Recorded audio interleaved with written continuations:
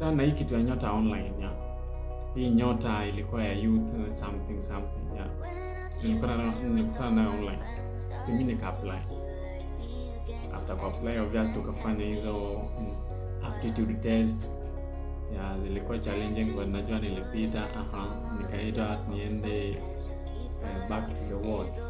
Mahali unatoka mfanyiwe sijui nini. Verifications za vitu fulani. Sasa nilifika huko kitu kama saa 6 hivi.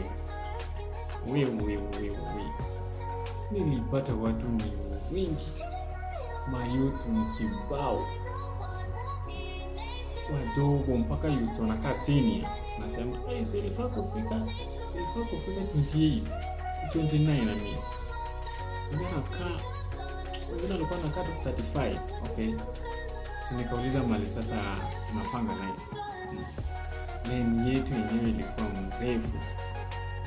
Hiyo wodi yetu sijui nani aliambia wale watu kitu.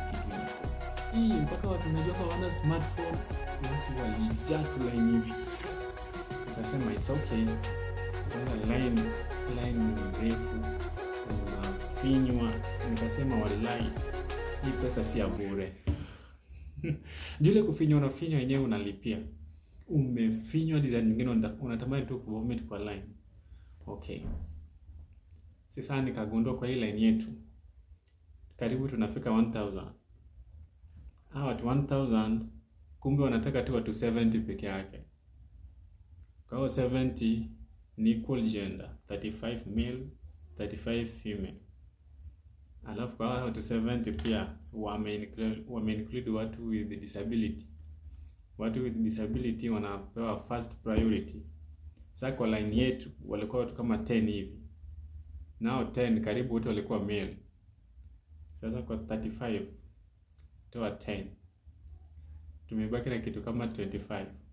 Sasa kwa hiyo 25 hii line vile ilikuwa mrefu. Ni male ndio walikuwa wengi. Sasa vile wanataka kuchagua 25 from 700 male. Nikajua hii wallahi upati. Hii sipati hata dawa. Wallahi hii unapata tu kama mtu anachagua watu. Kwanza wanatumia criteria gani kuchagua watu? 700 people unataka kutoa watu 25 aje. Hata tuwezi pata. Mimi nikasema tu juu nilishakuja. Wacha tu nifanye verification lakini hiyo kitu ile